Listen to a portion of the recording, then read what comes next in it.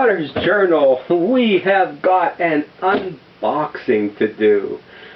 And I need a break. I am tired. I will not hold you in suspense. I will tell you exactly what we got here. It is from La Belle France, c'est la couchant en Pottery. But, oh no, look at this thing. It has been crushed to death. What do they do? I think they must load a dump truck and dump them in the boats, and a guy gets in there and stomps them down to see if they can fit more in. Oh, except, well, I guess it's a plane, but there must be a lot of stomping with big boots. This is from a YouTube friend. This is from Mythimna ferrago. She started commenting here quite a while ago, and I see, good, there is a lot of paper here. At some point I said, when she'd say something about, after, you know, some realized comments going out to the Potter shed, and my imagination would get going, okay, is this a huge tin shed with a line of kilns and a couple of wheels, a kick wheel, electric wheel? Or is this a little wooden building that barely holds the wheel and you have to sit out in the grass in order to throw? Well, after some nudges and a while, I even finally subscribed to her channel. A video did go up, and it was like magic. First, we were pulled in the garden path, and good, she did the box-in-box thing, it looks like, or has some more. And you know, we share a passion for gardening too. And what is on the front of the paper here, is that intentional? It looks like somebody is experiencing some difficulty. There are plants grown everywhere. So either they're throwing them out because of the pandemic, or there was a storm. I will have to look at this later because, oh, this is recent. So I'm afraid my French was long ago in high school. So we will see what we can come up with there. We'll read the paper later. Okay.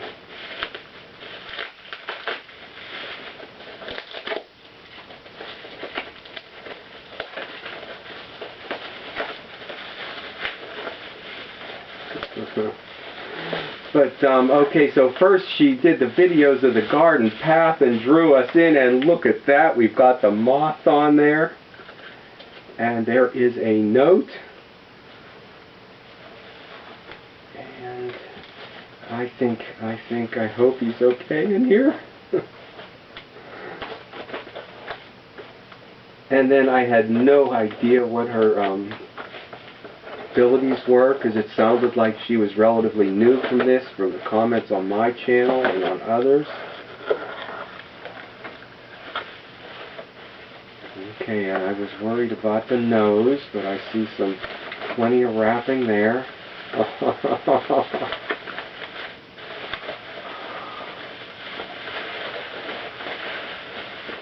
Oh,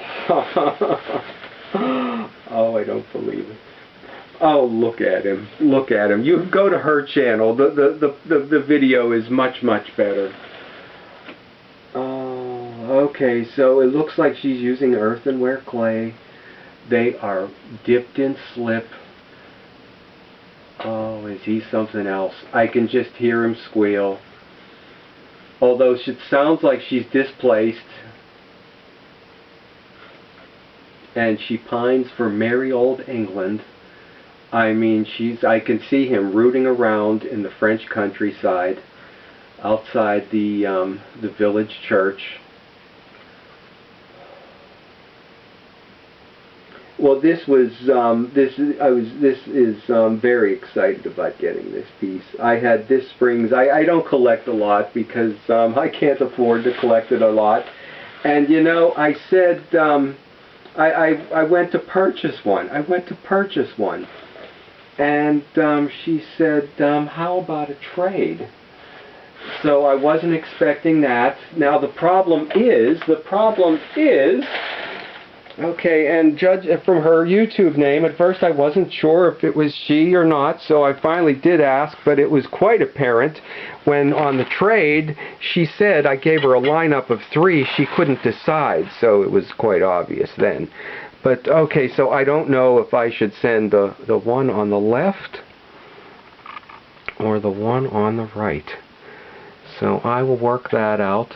And you know, something else, I didn't know if I had any influence, because when I did the pigs last fall, she said something about going out to the studio and doing some.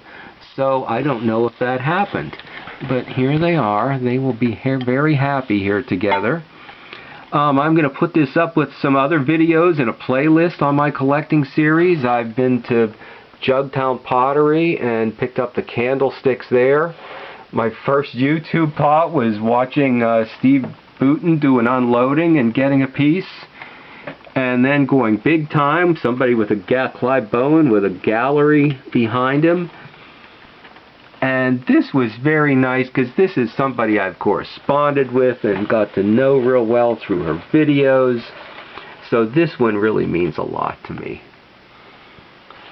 And and you know, the countryside there, I like the countryside in it, that I sometimes even pick up at yard sales, old vintage travel pieces. Okay, handmade Italian majolica thing back when they actually did more handmade stuff, so there's the countryside there.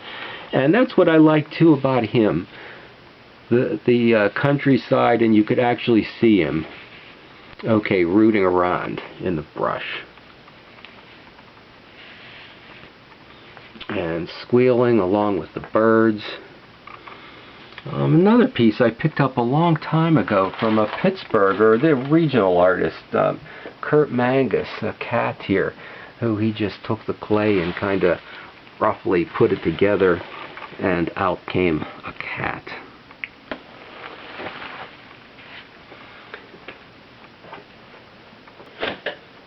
Okay, now the big thing is, can I put a piece in a box and ship it?